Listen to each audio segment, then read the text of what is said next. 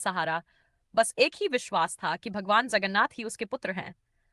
वह प्रतिदिन सुबह सरल सा भोग बनाती, कांपते हाथों से उसे भगवान को अर्पित करती और प्रेम से कहती कि पहले मेरा बेटा खाएगा, तभी मैं खाऊंगी। उसके लिए भगवान कोई मूर्ति नहीं थे, बल्कि सजीव पुत्र थे, जिनसे वह मन की हर बात करती थी। वर्षों तक ये निस्वार्थ सेवा चलती रही और भगवान भी उसकी भक्ति स्वीकार करते रहे।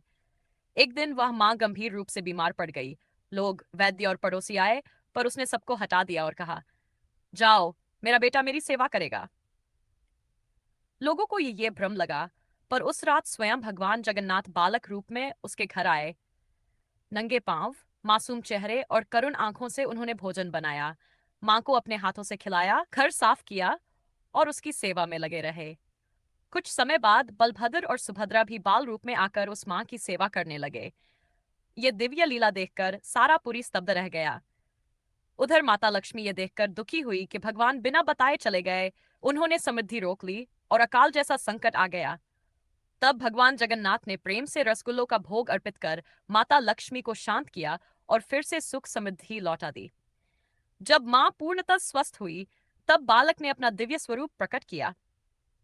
मां की आंखों से आंसू बह निकले। वह समझ गई कि उसका पुत्र स्वयं जगन्नाथ हैं।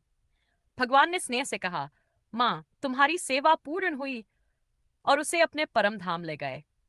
यह कथा हमें सिखाती है कि सच्ची भक्ति में न विधि चाहिए, न आडंबर, केवल प्रेम चाहिए, क्योंकि जहां निस्वार्थ प्रेम होता है, वहां स्वयं भगवान भी सेवक बनकर आ जाते हैं। जय जगन्नाथ।